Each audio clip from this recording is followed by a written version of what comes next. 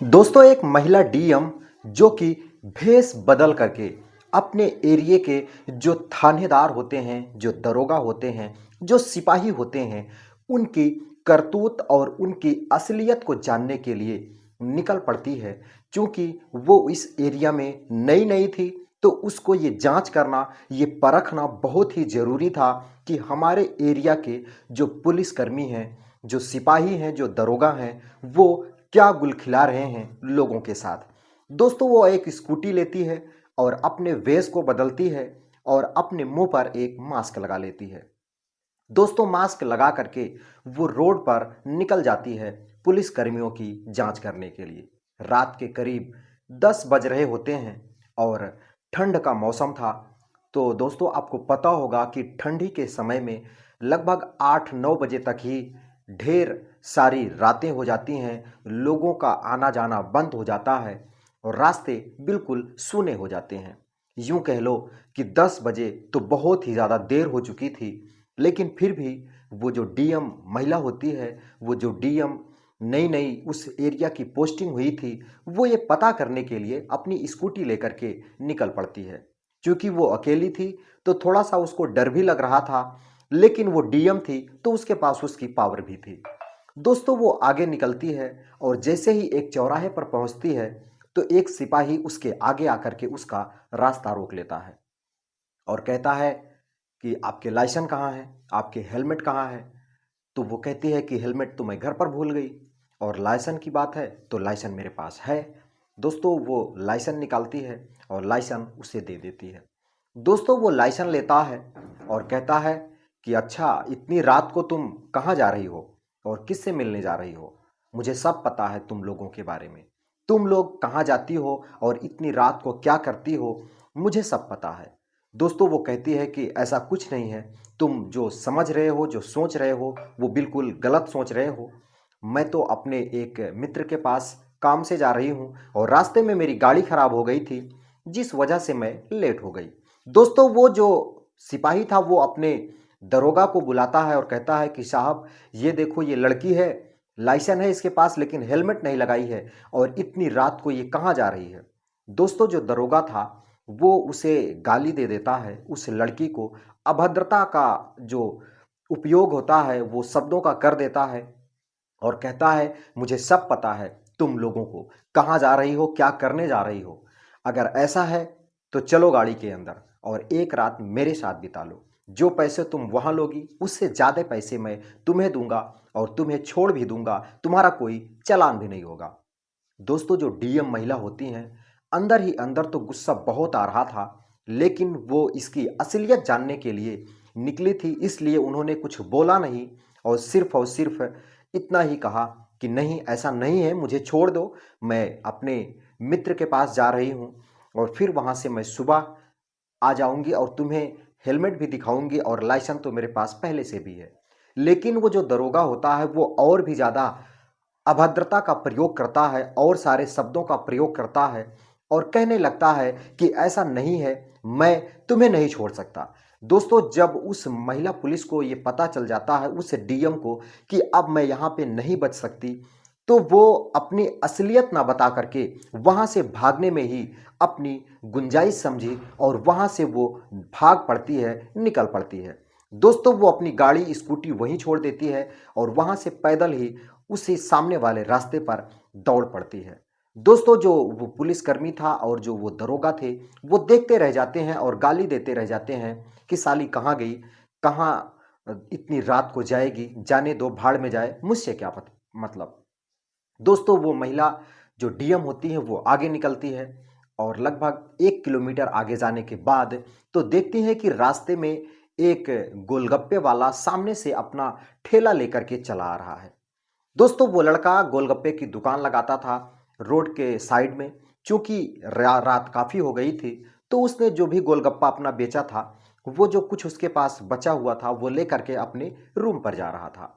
लेकिन तभी रास्ते में ये मिल जाती हैं महिला डीएम और वो उसे नहीं पता था कि ये भी महिला डीएम है, लेकिन वो उसकी परख के लिए उससे बात करने लगती हैं और उसके रूम पर चली जाती हैं।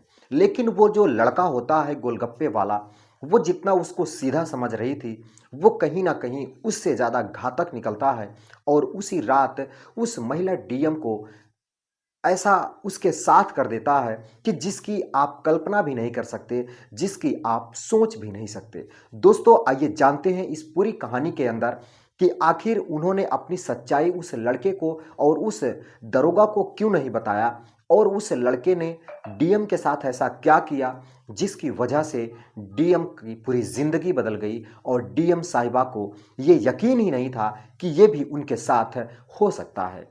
नमस्कार, मेरा नाम है शिव भगवान। स्वागत करता हूं एक और नई कहानी के अंदर और इस कहानी के अंदर आपको बहुत कुछ सीखने को मिलेगा और इस कहानी को शुरू से लेकर के अंत तक ज़रूर देखिएगा, जिससे आपको इस कहानी को समझने में कोई भी दिक्कत ना हो। दोस्तों, मैं कहानी शुरू करूं उससे पहले एक छोटा सा रिक्वेस्ट, इस वीडियो को लाइक कर दीजिए, चैनल को सब्सक्राइब कर लीजिए, जिससे मेरा हर वीडियो आप तक पहुंचे और आप हमारे हर वीडियो का आनंद लेते रहो।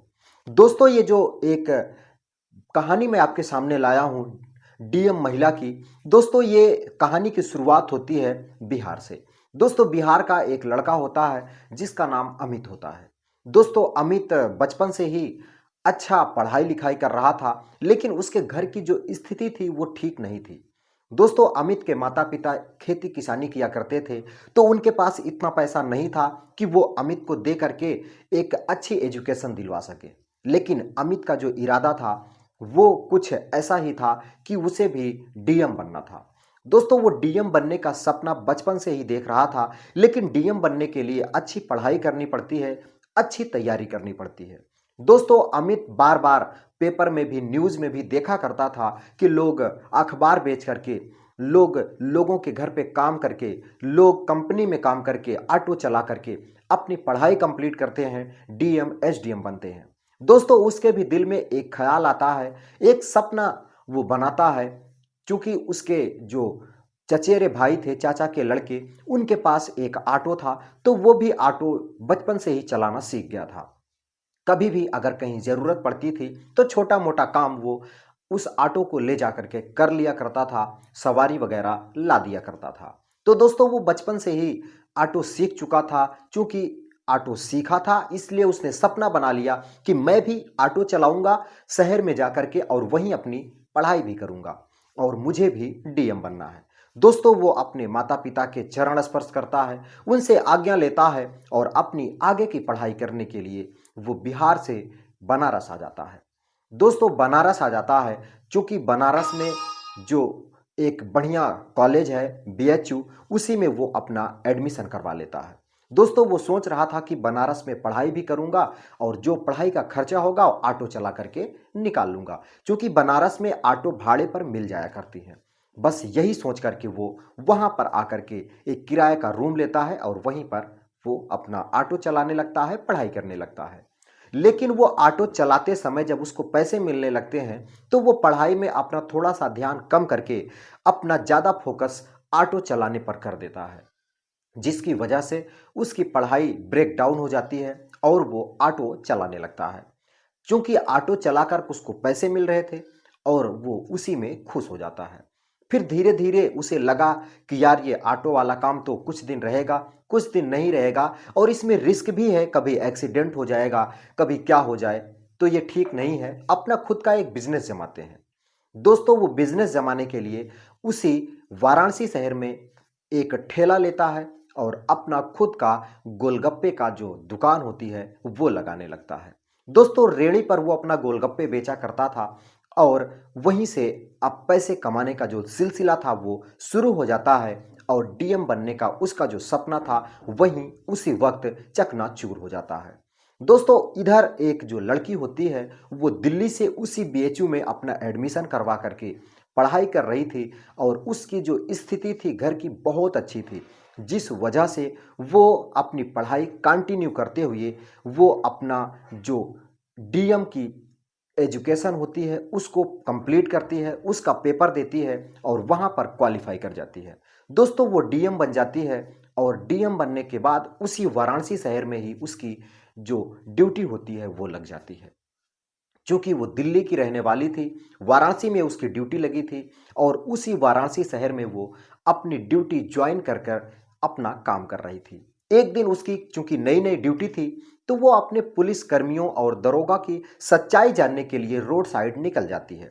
उनकी सच्चाई जानने के लिए अपने भेष को बदलती है, अपनी वर्दी को निकाल करके एक सादे कपड़े में अपने मुंह पर मास्क लगा करके वो जब 10 बजे रात एक चौराहे पर पहुंचती है, जहां पर सिपाही उसे रोक करके दरोगा को बताते हैं और दरोगा उसके साथ अभद्रता का प्रयोग करता है और उसके साथ गलत करने की कोशिश करता है।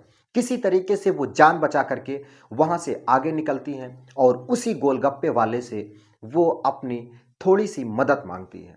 दोस्तों, जो गोलगप्पा वाला होता है वो उन्हें अपने रूम पर लाता है और कहता है कि ठीक है मैडम, मैं आपको आपके घर तक छोड़ देता हूँ, चलिए मेरे साथ। और वो अपनी बाइक निकालता है और कहता है कि बैठिए, मैं आपको छोड़ देता हूँ। दोस्तों, वो जो एसडीएम थी, जो वो डीएम थी, वो उनका जो नाम था वो पूनम था और वो कहती हैं कि मुझे नहीं जाना है, आज आपके ही साथ मुझे बातचीत करनी है, मैं सुबह निकल जाऊंगी। दोस्तों, जो लड़का था वो कई बार कोशिश करता है कि उन्हें छोड़ दे, लेकिन वो कहती हैं कि नहीं, मुझे आज तुम्हारे ही साथ रहना है, मैं सुबह निकल जाऊंगी, तुम इतना परेशान मत हो, क्योंकि तुम्हारा बिजनेस भी है, अगर तुम उधर जाओगे, रात में जगोगे, तो सुबह तुम अपना धंधा कैसे लगाओगे।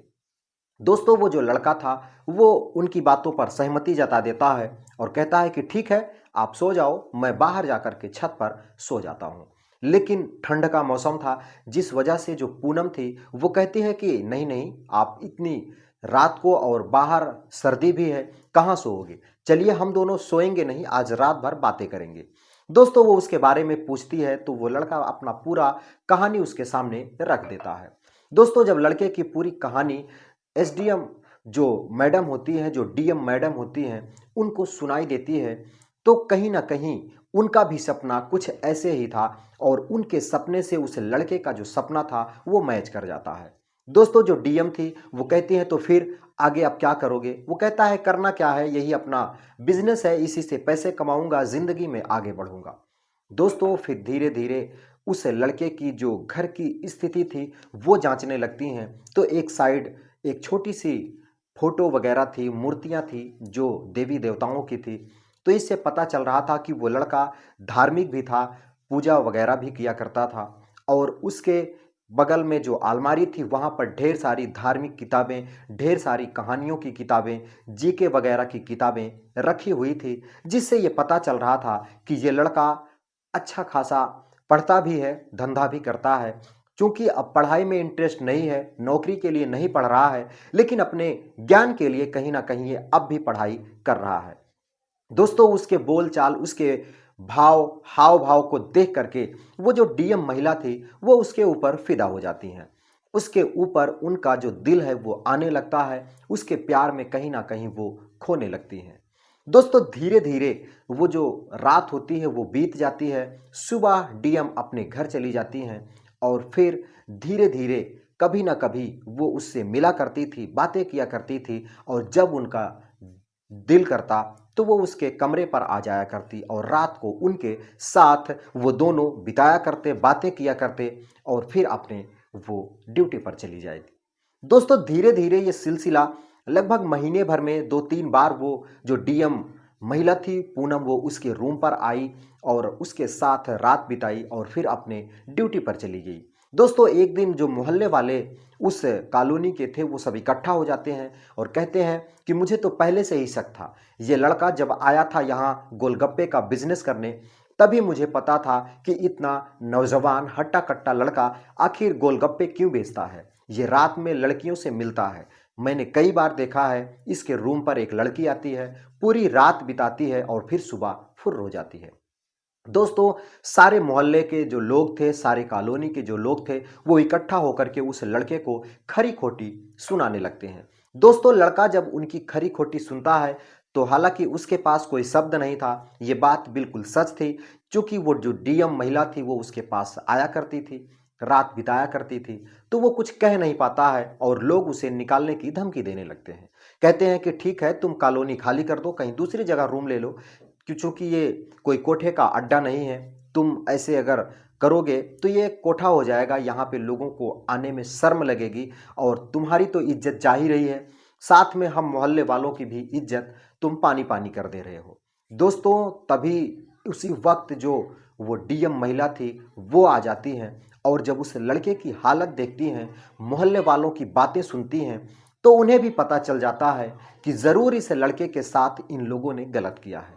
और वो सच्चाई जब जानने की कोशिश करती हैं तो उन्हें पता चलता है कि उनके बार बार रूम पर आने की वजह से ही आज इस अमित को रूम से निकाला जा रहा है, रूम को खाली करवाया जा रहा है। दोस्तों फिर वो चुपचाप वहाँ से चली जाती हैं और अपनी पूरी टीम के साथ, अपने पूरे ड्रेस के साथ वहाँ पर आ जाती हैं। चूँकि वो मास्क लगाकर आई थी, इस वजह से कोई उन्हें पहचान नहीं पाता है, लेकिन वो जो अमित था वो डर जाता है कि ज़रूर इन्हीं लोगों ने पुलिस मेरे ही लिए बुलाया है, अब तो मेरा जेल होना तय है।